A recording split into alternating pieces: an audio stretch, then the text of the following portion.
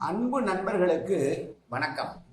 சிறுபஞ்சம் மூலம் பாடல் 42. நாள் கூட்டம் மூழ்த்தம் இவற்றோடு நன்று ஆய கோள் கூட்டம் யோகம் குணன் உணர்ந்து தோள் கூட்டல் உற்றானும் அல்லானும் ஐந்தும் உணர்வான் நாள் பெற்றானேல் கொள்க பெரிது. இதற்கு இரண்டு வகையாக பொருள் கூறுகிறார்கள் முன்னோர்கள். சூழ்நிலை அறிந்து தக்கபடி நடப்பதே அறிவு என்று சொல்லக்கூடிய ஒரு பாடல் கணவன் மனைவியிடம் இருக்கக்கூடிய அந்யோன்யத்தை குறித்து சொல்கிறது. நாள் கூட்டம் மூழ்த்தம்.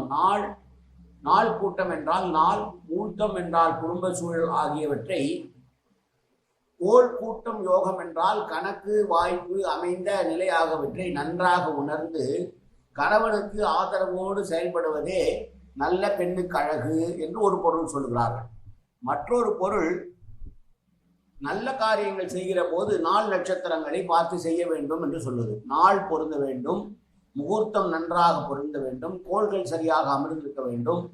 இதனால் வரும் நன்மையை ஆராய்ந்து பெற்றால் நன்றென்று கொன்று ஒருவனோடு ஒருவத்தியை திருமணம் செய்ய வைக்க வேண்டும் என்று சொல்லுகிற ஒரு விளக்கத்தையும் பார்க்கிறோம். ஆனால் பொதுவாக இது சமண நூலாக இருப்பதனால் அவர்கள் நாள் முகூர்த்தம் அவற்றிலெல்லாம் நம்பிக்கை இல்லாதவர்கள் என்ற அடிப்படையில் பார்க்கிற போது முதலிலே சொன்ன பொருள்தான் சரியாக வரும் என்று நினைக்கிறோம். எனவே கணவனுக்கு அனுசரணியாக இருந்து தோளோடு தோல் நின்று அவனுக்கு ஏற்றவாறு தக்க நடப்பதே நல்ல குடும்பத்துக்கு நல்லதாக இருக்கும் என்று பெண்ணின் சிறப்பை சொன்ன மற்றொரு பாடல் இந்த பாடல். ஏனென்றால் சென்ற பாடலுமே பெண்ணினுடைய சிறப்பைத்தான் சொல்லியது.